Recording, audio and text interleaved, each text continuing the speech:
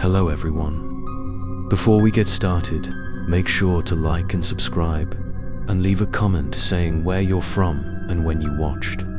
That way, YouTube will continue to show you stories like this. Now, let's get started.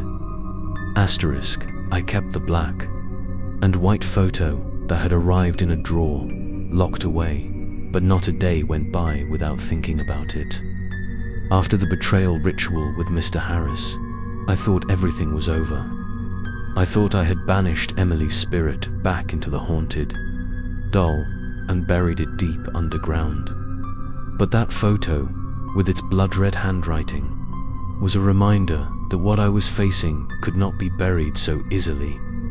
That night, my house became strangely silent. There was no wind, no familiar creaking. Everything was so quiet that it was unnatural. I sat on the sofa, staring at the half-closed bedroom door. Suddenly, a sound came from behind it. A soft giggle, like a child playing hide-and-seek, echoed in the dark space. I stood up, my hand shaking as I grasped the doorknob, but I did not open it. I knew that if that door opened, I would no longer be me. I took a few steps back, my heart pounding. The laughter continued, as if someone was enjoying themselves on the other side of the door. I called Thomas. He still had a copy of the ritual video, still haunted by what he had seen. When I told him about the laughter, Thomas said that maybe the ritual hadn't been completely successful.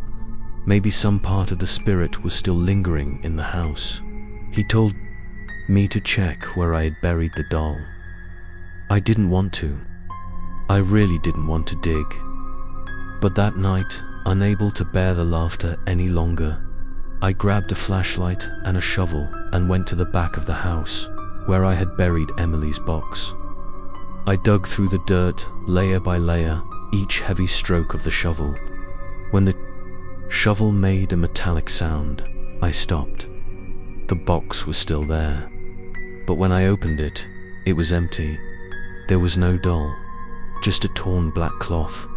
I screamed, "Who did this? How could it have opened the lid and crawled out?" I ran home and locked the door. But when I entered the living room, all the lights went out. In the darkness, a small voice rang out from the wall. "You're still here, Daniel." I turned on the flashlight and scanned the room. No one was there, but the bedroom door was wide open. There was a trail of fresh blood on the doorknob, as if someone had just grabbed it so hard that it bled. I backed away, hitting the table, dropping the flashlight on the floor. For a split second, as the light of the flashlight bounced back up to the ceiling, I saw a pair of small legs swinging close to the ceiling, but there was no one standing below. I crouched down, covering my ears, screaming in despair. The laughter seemed to echo through the walls, soft, insistent, haunting. It was no longer the sound of a child. It had become a distorted sound, like hundreds of children laughing together, mixed into a symphony of madness. I ran out of the house, to Annis's house. When I told her everything, she was silent for a long time, then took out a small wooden box. Inside was a necklace with a cross and an old piece of paper. On the paper was a diagram of an underground room. She said that the house I lived in used to have a sub-basement, built by Emily's father to contain what he called a second soul. According to her, one time when Emily was playing in the woods, she picked up a strange object, maybe an old doll or a ceiling object. From then on, she changed, spoke strangely, and cut her own hair. Emily's parents built the sub-basement room to perform a sealing ceremony, locking that object away. But after her parents died, no one knew that the sub-basement still existed.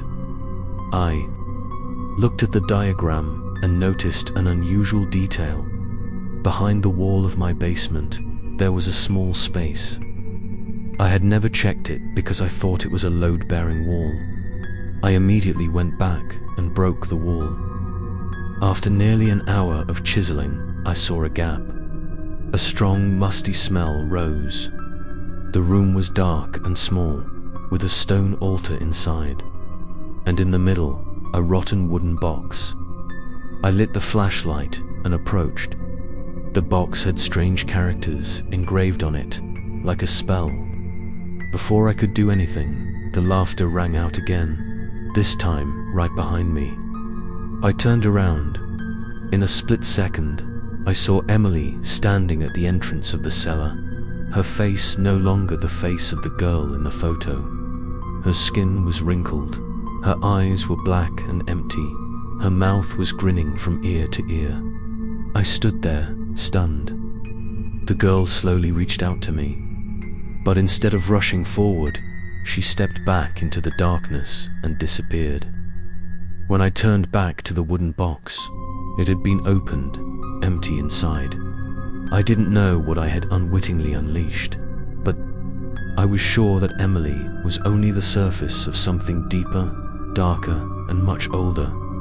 And the laughter behind the door is no longer just that of a lonely soul. Please watch episode 9, The Sealed Cellar.